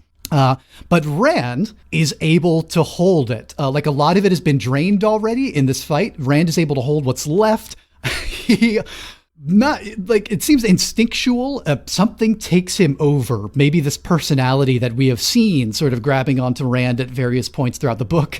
He teleports to the battle at Tarwin's Gap, where the Faldara forces are in the midst of this gruesome battle, trying to hold the pass against the Trollocs and the Fades, and all these shadows spawn, like this whole swarm of Dragcar flying above. Rand incinerates them, doesn't know how he's doing it, calling down like beams of light from the sky, burning things apart, and destroying the army of shadow spawn. Then is still driven by this instinct. He hunts down Baalzamon across the world into the familiar rooms where Luz Therin killed his family. We saw at the beginning of the novel in the prologue. He manages to he somehow creates the sword of light, like composed maybe purely of the power drawn from the Eye of the World, severs Baalzamon from this cord of dark power, attaching him to somewhere, this like pure blackness with the sword of light. Defeats Baalzamon, whose body is apparently destroyed, blown up, crumbles to ash after Rand slices him off, cuts him off from whatever this blackness is. Returns to the Grove after recovering from unconscious. Seems like Rand teleports back. Finds his friends injured but alive, realizes what he's done, swears never to channel again, tells Moraine that he won't be used as a false dragon, and he's getting really aggressive about it and really like realizing he's going to face Loghain's same fate. Or Rowland Darksbane, or all these other figures, because Baalzamon rattles off all these names of he's like, yeah, this wasn't an accident. The White Tower is using all of these false dragons for their own purposes and all their own end, and all these previous incarnations who are maybe not quite false dragons. They're all, this pattern is playing itself out over and over again. And then the party where the Eye of the World was, all that reservoir is drained away. All the power is gone. The stone is burned away, but there is a perfectly intact box at the bottom containing the dragon's own banner with an actual golden dragon on it, like an Asian style dragon there. The fabled Horn of Valir is here, or Valir, and one of the 7 seals. First time we know about these, of the Dark One's prison, which is broken. It's made of Hearthstone, Quendalar, which is supposed to be this unbreakable substance created with the One Power in the Age of Legends, and that 7 of them were used to contain the Dark One, and one of them has somehow been destroyed in the course of all this. No one is as confident as Rand that the Dark One has been defeated. Rand even names him. He's like Shayatan, and Rand's like, don't, you know what? Whatever happened, whatever you think went down, we're still in the Blight. Basically, it's encroaching in. It's already destroying the Green Man's garden. Don't say. Just use the Dark One, or use Baalzamon if you have to, because this is not over yet. Obviously, from Moraine's perspective. So that's 50 to 52. We could talk about 53 at the end, the epilogue. Okay. Hell of a lot. Well, what did we think? I did not like a lot of it. Just because of how fast it went. The whole thing with Rand made no fucking sense to me, and I messaged right after I finished it, and I was like, was that a dream sequence? Was that supposed to be real? What the fuck is happening? He introduced the two Forsaken. Now, I thought that the Forsaken were Aes Sedai that went to the Dark One. Is that different? Are they not the Black Aja? They are the original 13 of the most powerful, the 13 most powerful Aes Sedai, other than Lews Therin, who went to the Dark One. And there have been others. There were others who joined during the War of the Shadow. Those were the Dreadlords, who command the armies of Fades and Trollocs. And then there are the third and lowest tier of the Dark One's channelers are the Black Aja, who are the ones today still, according to Baalzamon, alive and doing his purposes within the White Tower itself. Okay, because that kind of confused me, because I thought that the Forsaken were the female Aes Sedai that went to the Dark One. But knowing that there's kind of like a higher... Okay, that makes sense. It's just those... Oh, I'm totally blanking on their name. The Nazgul. The only thing that like really stood out to me here that I was like, oh, I'd like to know more about that, was I fucking love Loyal he like prays, or he does tree songs for the Green Man to like make sure that the Blight can't get him, and I was like, oh, sweet baby boy Loyal, I love you. That was so sweet, because I was so bummed that the Green Man got killed. That they also say that the Green Man was placed, like he was chosen to be the guardian of the Eye, that wasn't his original purpose, but that they never say what his original purpose was. And so I need a novella on the Green Man along with my novella on Lan. And I didn't love Moraine at all in this whole thing. That Rand can like hear her screaming, and it's so dramatic as she's fighting one of the Forsaken and holding him back, and then afterwards she's just like being carried on a cot, like so fucking tired and like but still sassy and kind of annoying. So I don't like book Moraine. It didn't make sense to me what was happening to her. It just felt fucking dramatic. I would have enjoyed this so much more if it just wasn't rushed. It just felt so fucking rushed to get all of these things happening. I really mixed on it, because there's things I really liked about these chapters and things I really didn't like. So it started to get very polarizing for me. Did like the prayer that Loyal did at the end. I thought that was like nice, and I kind of like he's not truly gone. He still has some power here, because like he's holding back the Blight, and I can feel like he's like, I don't have power to get like these. I think there's like plants or flowers that grow on him. He's like, I couldn't have done that, so there's clearly still some power left. So I thought that was like a nice like Loyal moment. Yeah. Just enough to save the oak, basically, but none of the rest of the garden. The oak that is sort of like the headstone for the Green Man. Yeah, I thought that was great. I love going back to like the battle in front. I really like these two Forsaken characters coming out. It felt too last end game kind of moment, bringing them out so late. It's like we've had these faceless Nazgul like Fades the entire time, but like Trollocs are kind of a dime a dozen, and we've only really had the Dark One as like an antagonist so far. And it would have been nice to see some more of these characters introduced earlier and fleshed out, because they give a face and a personality to what's been just like faceless Fades that like literally are just like teeth and screeching and everything. So it's like, and I feel the book and show, the show has no reason for this, though. They have no excuse, because they've had all this material to work with. They could have easily introduced them earlier. If anything, they're going more faceless than the books do, with like Baalzamon literally just being like a fire. Yeah, those are really cool. All the dream sequences and like him getting closer is like almost like a game of chess between him and like the kids and like Moraine. I don't know why they're missing that. It's like the villain and the antagonist in the show is just non-existent. It's such a loss that didn't have to happen. The book's bringing these two Forsaken characters. I love the idea of like the Dark Lord having like a band of like his most sinister like allies. I thought they're cool that they have like unique features to them. I like one's like a decrepit character, and I really latched onto like the masked Balthamon or Bathamel. I thought that was an interesting. I like how they're kind of distinct. They're their own characters. They bring them in. They're kind of scary that they're like more powerful than Moraine, and she's actually worried. So I thought that was really cool. I was like, oh shit, we're finally getting some villains that Moraine's like can't really stand up against. They're out of her league. Their appearance was like threatening and like interesting. And then they get chased, and they have this cool. I kind of liked the battle moment. I thought kind of different. I think I disagree with Keely on that. I personally liked it, but I can totally see it felt like a dream sequence or out of place. But like it almost felt like the Avatar state in Last Airbender, and we knew that Rand had no development before this, so the only way he could fight a character was to have like a dreamlike state or like almost something has to take him over because he doesn't know what's happening here.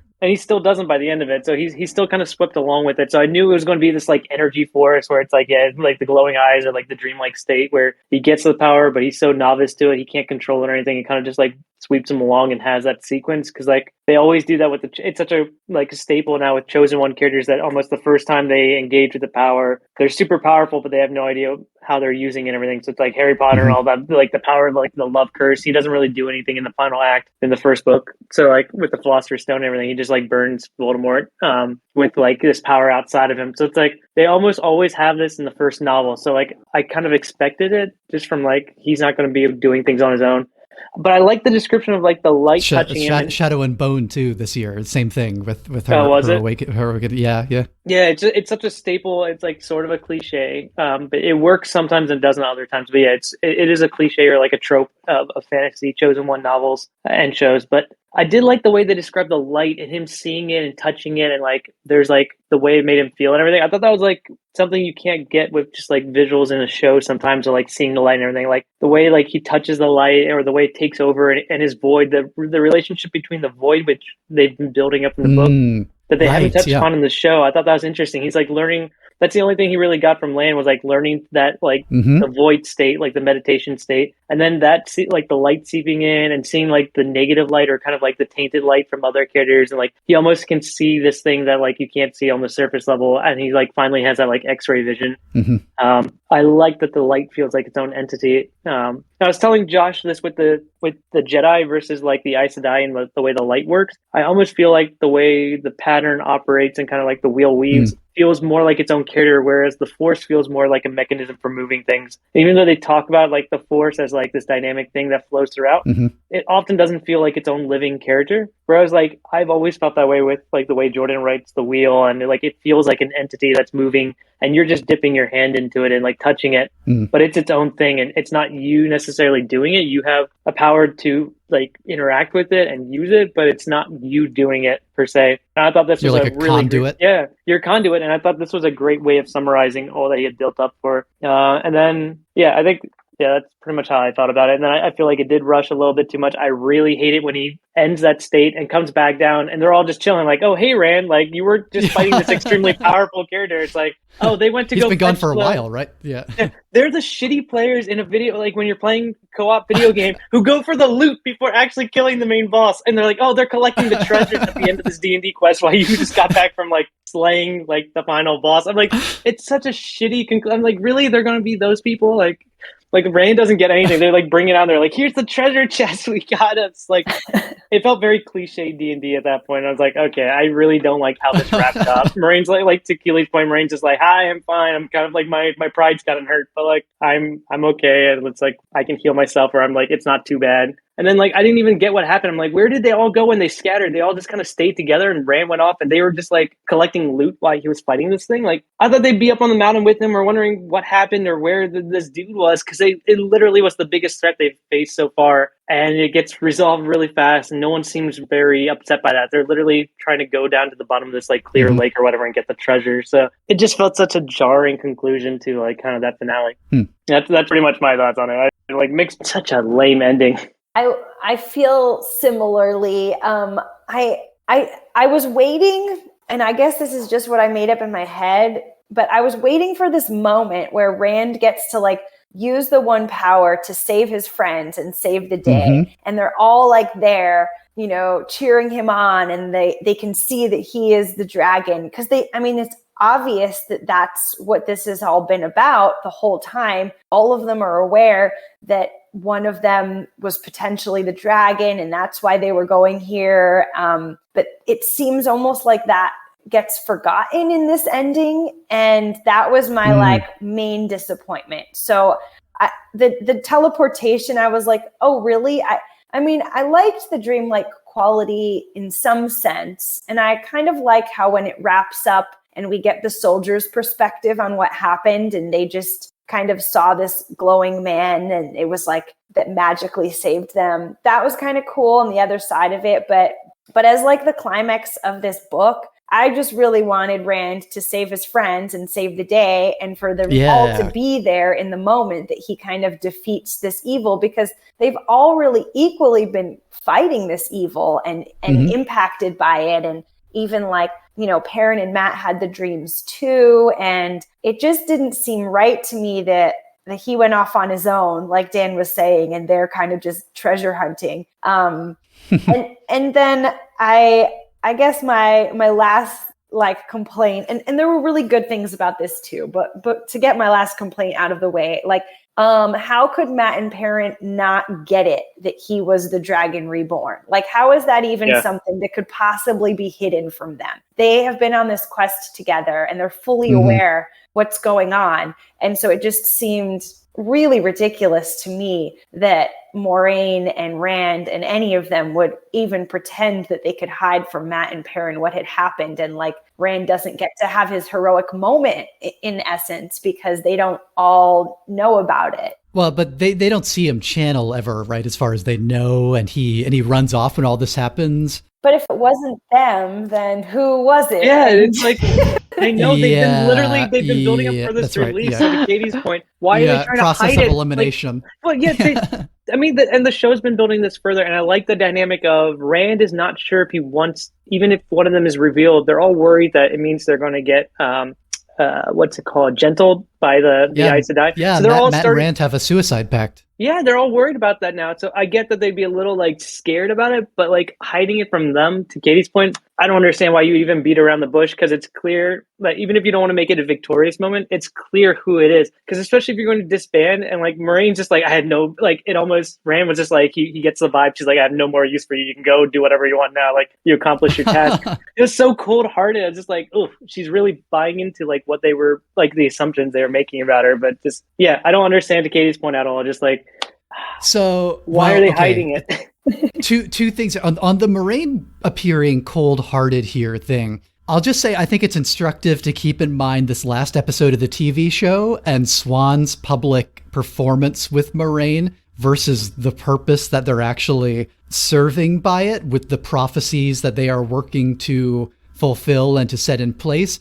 And the show is probably doing the smart thing of letting us into Moiraine so much more and letting us see what she is working on, like giving us if anything, like all her emotions laid bare and raw. We know what she is working towards, and we know that she often has to do a public performance because she's playing this chess game with Swan that they have running together to try and save the world. So I suspect things will happen with that differently in the show too. In the last couple episodes, maybe we'll get a lot more of Moiraine's perspective. And yeah, from what you're saying, Katie, from an economy of storytelling perspective, it's like, yeah, why teleport Rand off to save a bunch of other people who we barely know?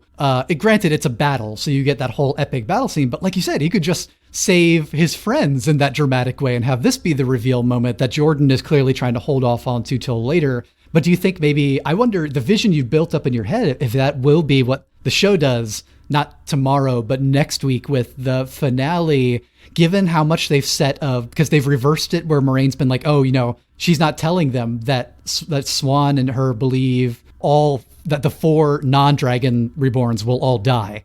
in this finale. So maybe they're setting it up to something Keely hinted at on the talk with Nick about maybe they will all link in some way. Maybe they will all do. I don't know. It does feel like it would make way more sense for Rand to save the others, or for all of them to save each other. All of these powers that they are awakening to, except for Matt, because he's not going to be there in the show. And maybe that's okay, because he does nothing in the book anyway. And Matt has almost no role other than to make commentary. And, it's not always the worst commentary in these last couple chapters, but he does nothing that I can think of in these final sequences. Commentary, just to challenge that a little bit, I was laughing hysterically when I thought it was like a typo or something. Every time they reveal a piece of loot, he literally says, "Burn me." Like, every time he's like, "Burn me, burn me." I'm like, are you like Ron Weasley, like on like looping? Like, you're just like, "Burn me," Matt breathed. "Burn me," Matt said faintly. It's like, how many okay, we get your reaction is going to be, he's like so one-dimensional that he's really, he's just, I don't know. I was like, what is going on with your character right now? I thought it was like a broken, just a typo or something. I'm like, no, he's literally just repeating this like phrase every time they open something. I'm like, okay, Matt, stop. He'll be good. I promise. Once we get Matt perspective chapters, he's gonna be a fun character. I'm pretty sure. I remember him being great. Eventually, I remember, like I said, Nynaeve becomes my favorite character, and I think the show is going to pull in a lot of the later stuff. I mean, I like Matt in the show. Just the book version, just like jokey guy who's like literally like, "Oh, burn me!" Like just doesn't do anything. It's like, oh, he's so cringy. So I have 3 questions. So there's this whole buildup of, we have to take you to do this final fight with, in the Blight against the Dark One, all of that. What the hell were Egwene and Nynaeve supposed to do in that fight? Because the boys all have a weapon. And when they're like going through the Blight is when we really get to see them actually fighting back and using, like at one point Matt shoots an arrow and it like fucking nails the thing that was coming through the woods. And then, they talk about Perrin with his axe and like, they're all fighting. But at no point besides like that one beginning section do they ever show Moraine teaching Nynaeve or Egwene how to use the power. Like she just keeps saying like, oh, you have to be trained, you have to do this. Like she even says it, something similar in the Blight. So what the fuck were they supposed to do this whole time? Like I feel like she was taking them as kind of sacrifices, completely unprepared into this giant fight scene. So I thought that was kind of like a giant blank spot. Like when you get finally to the fight. Did you notice the one moment where Rand comments on Egwene like trying to use the one power, but it's like he describes it in like a really condescending way. Like she tried, but there was hardly any power there, and it was just this tiny dwindling effort. Which I also, to your point, reminded me of that. Yeah, and Nynaeve uses a knife to attack like one of the most powerful like dark beings. It's like she doesn't even bother channeling like in the show where Egwene is like trying to use like fireballs and stuff. So like, yeah, so that just felt like another super rushed. Like, why was there 700 pages of build up for that, and then they didn't do shit? And then also, so the 2 Forsakens show up, and they're like, how the fuck did you find us? And one of them points at Matt and says, we fucking followed him. And then that's it. Did they follow him because he had the dagger from Shadar Logoth? Did they follow him because they say that they followed this other evil that they knew and remembered. Sometimes a friend, usually an enemy. They do say it was the dagger that so it was the dagger, but then that's it. Like there's no conversation after that, and Matt just kind of like takes a step back, like, oh shit, and then they never talk about it again. And then I wasn't super clear towards the end. Are we supposed to assume that Rand actually is the Dragon Reborn? Like, is that what we're supposed to think? Because I felt that was vague as shit. Yes, it was, wasn't it? Awfully vague, especially in the way that one of the things in the epilogue in chapter 53, The Wheel Turns, is where Moraine is like eavesdropping on Egwene bidding farewell to Rand, and she says to herself, she proclaims herself like that the true dragon has been reborn. But yeah, it does feel like this is for once Jordan is doing the show thing of being a little ambiguous here on that subject. Wait, is he though? Because I thought he was being very over the top, like hitting on the head with it. The Green Man talks about a dragon, and he's talking to Rand, so I was like, okay, he's marking the dragon. He's saying children of the dragon. That's an Nihil thing. He's talking about how like it's strange that he has a sword and all that, because the ideal that is confusing. Oh, I misinterpreted it as that as him just being like, hey, you're the dragon. I was like, wow, they just like dropped that so like like just No. okay, like it wasn't like Yeah. climatic at all. I know it is weirdly confusing the way he does it, but that's meant to be exactly like when Loyal sees Rand for the first time and is like an Aielman here in Camelin and bearing a sword, so strange and all that. It's another one of those scenes again. Yeah, there. okay. But did you notice also with that scene that Matt is not included? I wrote down the names, like the Green Man calls Loyal Little Brother, Tree Brother. Perrin is called Wolf Brother. Rand is called Child of the Dragon. No mention of Matt. Because he doesn't have anything right now. But like, why did like it felt weird that like, you know, if all of them are supposed to be Ta'veren or whatever, why did he single out those ones and no one else? So was it Matt does get some moniker attached to him, maybe not by the tree one. I forgot to. I don't see. But they do the token things, and I like that the visual. Like when they have the dream sequence when they're in Camelin, right before they use the ways, they each have like a representation, like a wolf. What was the other one? Like a dagger, or Rand has the sword representation, his little token, or like a little statue, and then I think one of them's like a knife or something, like the visual. So they get like markers, but yeah, the Green Man doesn't make a reference to that at all. Yeah, again, interesting what his role is even here. Besides, well, I guess he has to be here to lead the Forsaken to something you were saying a moment. Oh, another thing related to what you were saying, Katie, what everybody was saying to some extent, that of feeling first draft-itis of this finale and the rush thing here, and the what Keely, you were saying about the what Egwene and Nynaeve are even doing here, and why Moraine has brought them in this unprepared state. I feel like this is also something the show can easily fix, and that Jordan is hinting at here. And it feels like he wrote in clues about a thing that he forgot to fully include. Moraine has this kind of mystery moment twice, where she's like, "Yeah, I have no idea how I was able to hold back Agenor as long as I did. Even with the Angreal, I should not have been able to hold my ground against him at all." He's like, basically, we see this field around Agenor that as he walks just incinerates everything like stone. It disintegrates, and we get the sense of these Forsaken being so powerful, no one should have a chance. No Aes Sedai today. And Moraine is surprised by that. I feel like what is going on here, or that at the last minute, this is pure speculation. I get the sense that Jordan kind of wrote in, maybe Egwene and Nynaeve were secretly linking with Moraine here in that moment and sharing their power with her somehow, and that she is able to stand against Agenor even for a minute and to hold back his attacks here. And that seems like an obvious thing that the show can just build on and bring here, right? That even if they can't channel on their own safely, that if they instinctively, or Moraine teaches them in a moment of extreme danger, like, reach out to her and link like they did because that's something the show has brought in and shown us already, linking in to stand against Logain, when all the Aes Sedai after Nynaeve healed them gave Liandrin their collective power to channel through her. So maybe that's what happens, or that I feel like this is the sort of thing that I'm wondering, okay, is in Great Hunt, is this going to be retconned in that's actually what happened here, that Jordan sort of put in 2 lines about right before it went to the publisher's hand or something, to Moraine insert mystery why Moraine is able to do this? Well, and he kind of already did that a little bit, because when they're talking about Rand, is it Moraine talking to Lan, or she's talking to someone, and she references back to like very early on when she's kind of like healing the horses, that she didn't have to do anything to Bella. And so then they say like, oh, well, who was riding Bella? Egwene, who Rand is obsessed with. And so clearly he somehow, used whatever to protect them. Because they even say they were surprised that Bella could keep up and seemed to have extra energy. And Moraine was like, not me, I didn't fucking do it. To Keely's point though, so Algamar, Aldemar, I forget how his name's pronounced, even talks, it was interesting because he's like, why are you bringing these like scrawny little boys? But he completely understands why she's bringing like the women, because he's like, he makes the assumption they're Aes Sedai, so that's what I kind of chalked it up to be. But like, he kind of gave an easy rationale for like why she would bring them, but he couldn't understand like the 3 men. He's like, these guys are scrawny, they're not bad already, like I can give you better men to replace them. He never questions the women, because I don't know, is that just because he's assuming they're Aes Sedai like traveling with Moraine?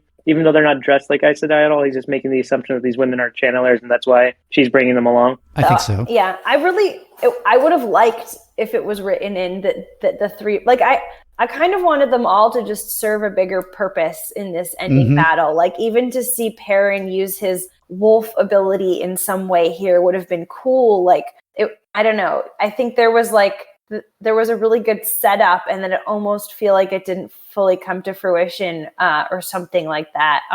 I did really like the kind of, I don't know, the ending was troubling, and I liked that. Like, I felt for Rand at the end, because he just did this heroic thing and basically like saved the world, but he doesn't even get to feel good about it, because there's so much like negativity that goes along with being able to channel as a male, and there's so much history there. So I thought that was compelling and kind of brought like a depth to his character there, and also just made the ending like uneasy, which is good to propel us into the next book. But I was wondering, you know, at the end, he seems to like fully write off using the one power, because he doesn't want to, you know, be gentled by the Aes Sedai, and he doesn't want to fall into these losing his mind. Yeah, losing his mind and doing something detrimental to the world. So he's like really, of course, burdened by what has just happened to him. But what about like the magnificence of using it? Like, I didn't feel like he was like, it would have been more interesting if there had also been a couple lines where he like reflected on like the ecstasy of wielding the one power, which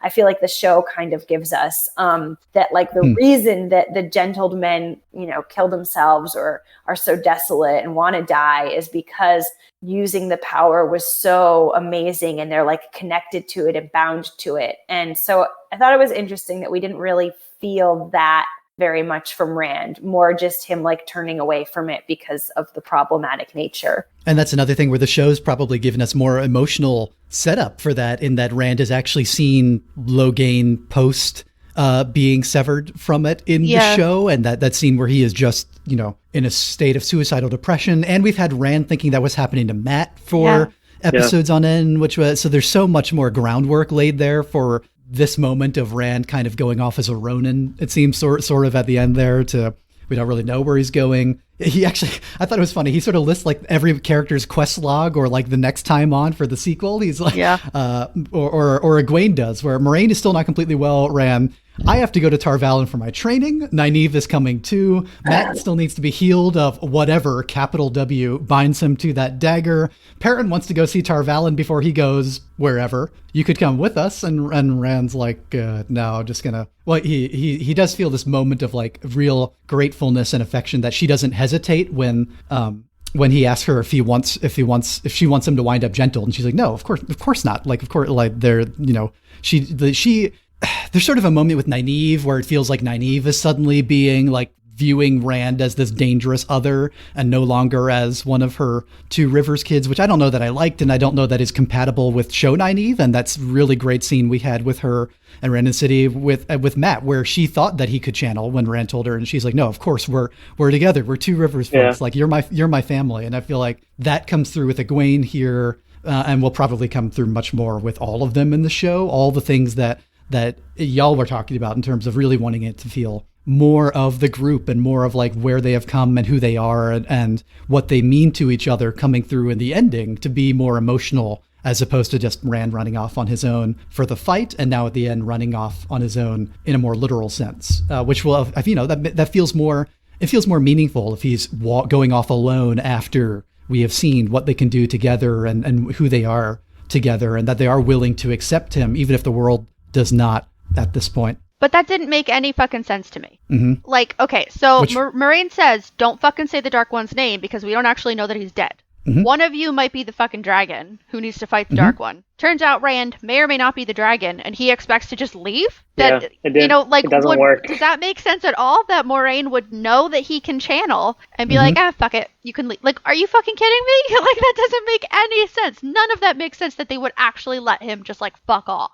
Like, unless she has some kind of way of, like, whatever. But so, like, clearly they were setting it up for the next book because, you know, they want to take the horn to Ilion, or however you say it. They have things to do in Tar Valon. They need the people to go with them. And then they kind of say, or at least I got the impression that, like, was the Eye created actually as a way to, you know, harm the Dark One or whatever? Or was it to protect these other items? And that was kind of like a red herring. Like, we actually need someone to open this so we can get to these other items to get to the real weapon and like bring these heroes of the ages back or whatever. So I feel like there's too many layers. We still need everyone involved, and so it just made no fucking sense to me that the book would end with Rand honestly thinking he can just fuck off.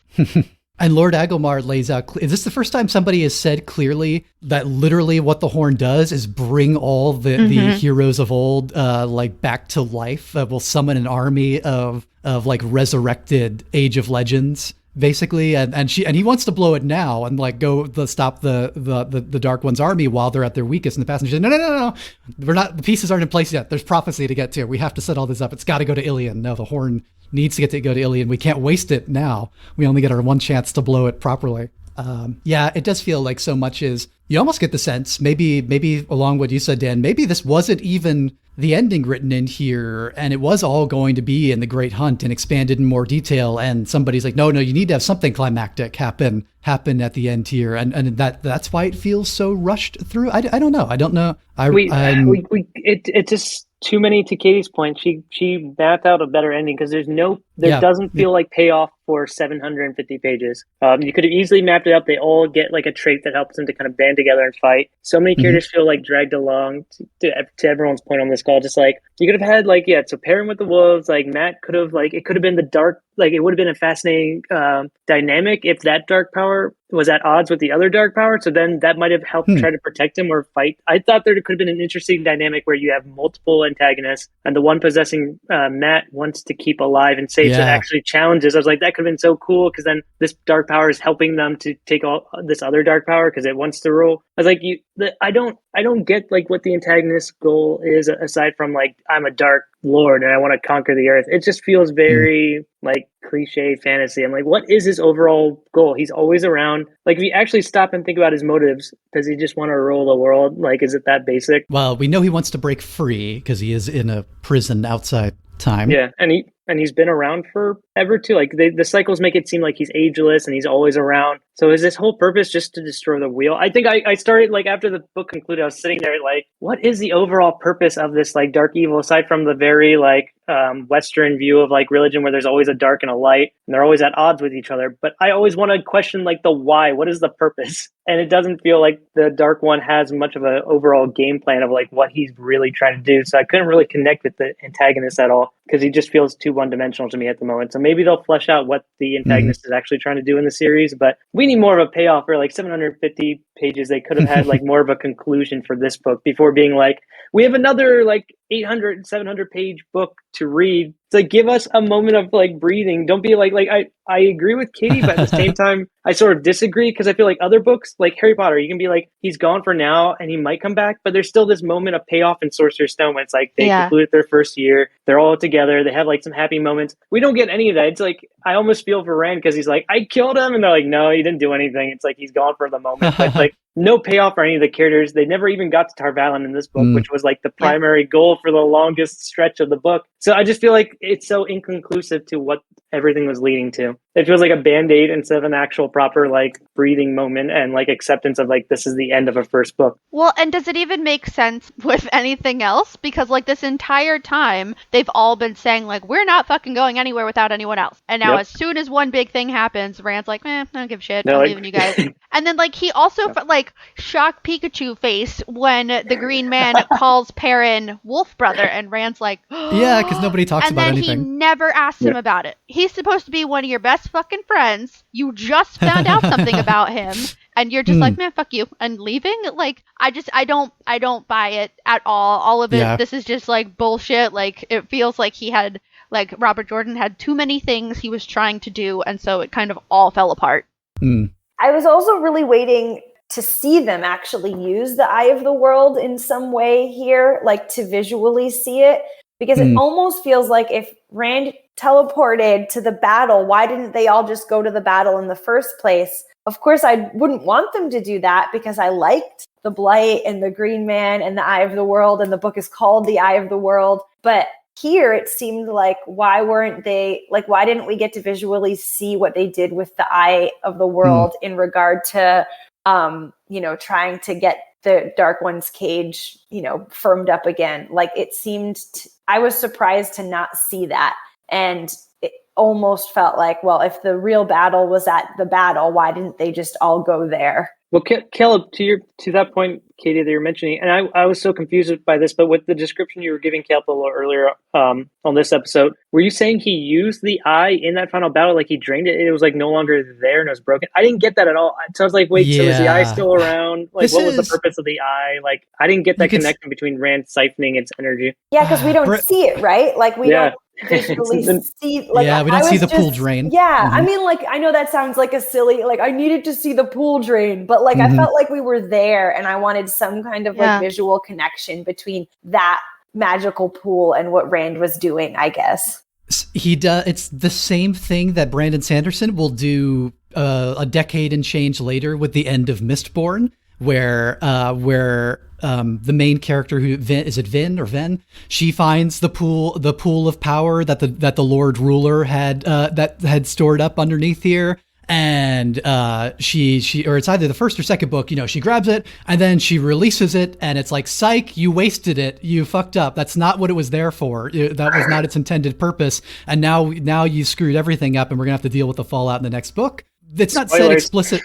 Well, it's not said explicitly here, but it is shown implicitly that what Rand does with the eye here is not at all what anybody has said that you're supposed to use the eye for, except maybe for the protecting the things in here. But he doesn't put a patch on the Dark One's prison. He doesn't seal him back in. Agenor grabs the power, and then Rand manages to overpower, or Agenor blows himself up trying to grab it, and Rand takes what's left of it and then uses it to destroy a Shadowspawn army and incinerate Baalzamon's physical form. Wait, was that that tether was the eye of the world connecting to both of them on the top of the mountain? Yes. Oh, yeah. It's so ambiguous. Yes, that's what the light is. Oh, I thought that was like the dragon, light state. Oh, wow. No, they're draining it the whole time. Exactly. It's like if you're framing this moment, like why, like Katie said, why don't we see the eye? Why don't we see, like, you didn't have to have them do it on top of the hill. You could have them fight over it in front of the pool where the water is surging up in light. Yes, it's the light from the eye surging into Agenor as he then burns himself up trying to take all of it because he's fighting. I didn't get that at all. Yeah, and that's not what he's supposed to do. We learned that in the middle of this, we learned that Agenor is actually disobeying Baalzamon's orders. Baalzamon was not supposed to grab the eye for himself. Baalzamon was supposed to capture Rand, or whoever the dragon is among the group, and so that they could be brought before Baalzamon. And then Rand is supposed to serve the Dark One from their perspective and use the eye to free the Dark One. And Agenor is like, no, why shouldn't I take it? After all, it's mine. I was just as powerful as Lews Therin. And Baalzamon also anticipated this, that Agenor's greed might, so Agenor is not supposed to do that, but he does, and he grabs it for himself. And him doing that is what shows Rand how to grab the eye of how to connect to the power in there, which he does after, and then they start to struggle over it. And in the process of struggling over it, Agenor tries to draw the entire pool into himself and blows up, and Rand then takes the entire all of that power flows through that cord of light into Rand. But yeah, the first and second time I read it, I did not know what the cord of light was. No, I had no fucking idea. That makes so much more sense. Wow, that makes so much more sense. And that whole scene setup. It's a mess. It's such a mess. Oh, wow. That the actually show works, could fix this. But it doesn't work. Like, he doesn't make it work. But that's a great way of, like, that's an interesting character dynamic where this guy gets greedy and that causes. Yes. Wow. Oh, that description you just gave is 100 times better than what we digested. I feel like. Yep. Well, I just gonna say, like, I feel like an idiot, like reading it. No, you're not. You're not. It's so confusing. What the hell? Like, I feel like I didn't like. This feels like, in like 11th grade English class where your teacher is asking you, like, what is all the context of this fucking book? It's like, I don't fucking know. I apparently am surface level only. I don't know, so I need the Spark Notes. So this feels, because I literally wrote down, like, why do they have rope attached to them? What the fuck is the rope? Like, that made no goddamn sense to me. But I have a question about the eye. So when they spend so much time kind of describing it, and I think it's like Matt like kicks a fucking rock into it because he's a dick right now for some reason. But they're describing there's like crystals or something in the eye, and only some of them are lit up or have like light. And what was that? I am not even sure. It just there's crystals around the edge, and some of them are glowing, and I have no idea what those are. Okay. Yeah, it's it's vague. But wow, I'm still blown away by the fact I got Yeah. the greed thing, but I didn't put the greed thing together. He's like, he got greedy, and that was his downfall. Yeah. I thought he just tracked. Yeah. My interpretation was they manifested recently. They're still new. They acted like they had just gotten back from the grave or whatever, from their own prison, because Moraine literally says they just like popped. They were at like the brink of the prison hole that they like popped through, like this cage holding him. My interpretation was he used too much of his power once getting out, and he wasn't supposed to be like exerting himself so much, and he kind of destroyed that manifestation of himself and was like locked away again. I didn't get. Wow, that was super vague that he was channeling from the eye. I thought he was just overexerting himself because he had just recently gotten out, and they said he got greedy on the power. I'm like, and it's such an easy fix. The show can fix this so easily by doing what you all said. Have the battle take place so we can see the eye. Show us what is happening directly. Show us the flow of light through, like, rather than the cord ambiguously. And this is like an advertisement for how critical beta readers are before you publish something, to send your book to a bunch of people whose opinions you trust, and have them let you know when, I have no idea what's going on here, and like hear their interpretations of the chapter, because it is a very, very confusing finale here, which the show could, I feel, so do y'all think maybe if the show does what Katie described with them as friends working together, and what Keeley described as having Egwene and Nynaeve using their power instead of like Rand teleporting off alone all over places, and if we visualize all of this properly with the eye and with Agenor, it could be pretty spectacular, maybe, if they do it right. Like, feels like it could work with just fixing the details of it, maybe. Yeah, and like the characters are much more exciting too, so we actually care about them. Yeah, and I'm getting this vibe, and I'm hoping that it will stay, where it was my last semester of undergrad, I binged the first 4 books of Song of Ice and Fire, but I did that while watching the show, and the show helped me put so many things into context at the beginning of like all the different players and all the different people and shit, and I feel like, as kind of frustrating and difficult as it's been to bounce between the show version of the characters and the book version, the show is definitely helping me visualize things, because I feel slightly more able to explain what Wheel of Time is to people. Still very confused on a lot of it, but I feel like, the show is helping me to at least understand it a little bit better, because this is my very first experience with any of it. So, just having such a vast, ridiculous world that he spent how long creating, it helps to have that kind of like support material, and then having you explain things that clearly we all fucking missed. So it's helpful if you're here. And I do think it's fair for our listeners to kind of clarify, because I think this has been brought up like offline. We've discussed this too, but this has been really fun to do. And I have enjoyed this book. I have a lot of criticisms, and sometimes I think I need to like check like the criticisms. I think I need to start with like the positives before diving into like kind of like a lot of things I don't like. I think we're dissecting them because we do enjoy a lot of his world building, and we do enjoy the book over. At least I was speaking for myself. I've enjoyed this, and I like it. I almost like some of his world building elements better than like Lord of the Rings and what Tolkien did. So it's interesting to me. I don't like his characters, but I have enjoyed the book and reading through it. And I'm really glad we kind of like kickstarted this, and I've been enjoying. I think the show makes me like the characters a lot more. Yeah. Even though there's things I don't like about the show, I think together they make an interesting like fantasy watch and read experience. So I've enjoyed that so far. That's a good segue for this week. An email that we got from Nikolai, who writes in to say, "Hi all, big fan of the podcast. Was nice to find other people reading while watching the show. I am now nearing the end of The Great Hunt, and I just had a couple of comments on show things you talked about in the past episode, which for now is like 2 or 3 episodes ago, because we record ahead, sometimes well ahead of what people are hearing. I'll summarize some of this because parts of it are a little spoily, but Nikolai mentions one thing that you had a problem with, and he might be talking about me specifically. It seemed to be how Valda was being, a little over the top, unnecessary evil to Perrin and Egwene. Nikolai says, in a chapter I recently read, Bornhald came to a town in Almouth Plain, I think, that had many bodies of dead children and women hanging, and basically the whole town was killed. Bornhald was pretty appalled by this. We find out it was the Questioners who did this, so the ruthlessness in the show feels about right to me. We're just focusing, and I'm adding to Nikolai's words here that we're kind of focusing on the Questioners instead, and bringing to the forefront the absolute worst elements of the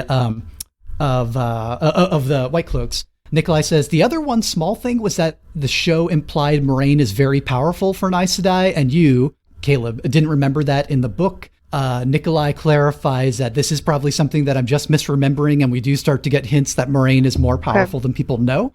And there will be more of that to get into in the Great Hunt. And and about how it takes immense power to do a certain thing, and talking about the Amerlin and Moraine, and implying that Nynaeve will be powerful enough to accomplish things that have not been dreamed of in a long time. Nikolai did agree how Loyal didn't seem an unimpressive presence in episode 5, didn't seem big enough, but I think Ep 6 did a much better job of making him tower over Moraine and Lan with those camera angles you mentioned, so I hope you liked that. Can't wait for the next podcast. So thanks, Nikolai, for writing in. Thank you for listening along, and I hope that we'll continue to bring conversations melding both these two things together that you'll enjoy. Listeners, if you have questions, comments, or corrections of your own, like Nikolai, send them to contact@wotcast.net, and we'll answer them here on the show. Next time, we are going to be talking about episode 7 of the show, and there's only one left after that. We're done with the book for now. We're finished with Eye of the World. We won't be moving into the Great Hunt right away. We're going to wrap up the show first over the next couple of weeks of your time listening to this. And then we'll have a little bit of a holiday and winter break before we dive into the Great Hunt. But tune in very soon to hear our coverage of episode 7 of the TV series, the penultimate episode leading up to hopefully a pretty climactic finale. We'll see whether we feel differently about the way they portray the ending, given our mixed feelings on things we liked, things we didn't quite like in Jordan's version on the page here. This episode of WOTCast was produced by yours truly. You can find me on Twitter and Instagram at Caleb Wimble. Katie, where can people find you on the internet? You can find me at katiejarvis.com or on Instagram at 30inLA. Dan, where can people find you? You can find me on Instagram and Twitter under the handle PansyDan. Keely, where can people find you? On Twitter and Instagram at Keely_Reed. And remember, you can find us all anytime at wotcast.net. Follow us on Twitter and Facebook at WOTCast Podcast. You can also now find every episode of the show to date, except the bonus episodes, on YouTube. So head over to our YouTube page, which you can get to from WOTCast. If that's your preferred listening mechanism, if you like to see a little animation of waveforms jumping up and down as we talk, you can find us all there. And in the future, episodes will go up on our YouTube channel at the same time, because I know some people prefer that to a podcast app. And it's just one more place you can find us. You can also find us at patreon.com/WOTCast, where you can support the show. Even $2 a month helps, and $5 a month to our volunteer, you will get those bonus episodes with potentially another one coming pretty soon on a special conversation about another show, another high fantasy series premiering again this week. We'll see if that comes to fruition. Just a little tantalizing tidbit for you over the coming weeks. You can also support us by leaving a 5-star review on Apple Podcast, your podcast platform of choice. This helps so much. If you actually write a review, it makes an enormous difference in bumping us up on the algorithm. The number one way we find new listeners is if you tell a friend about the show. Word of mouth means the world to us. Share us on social media or, on the old IRL. That's all for today. Thanks so much for listening, folks. And remember, this is not the ending. There are neither beginnings nor endings to the turning of the wheel of time, but this is an ending. Farewell.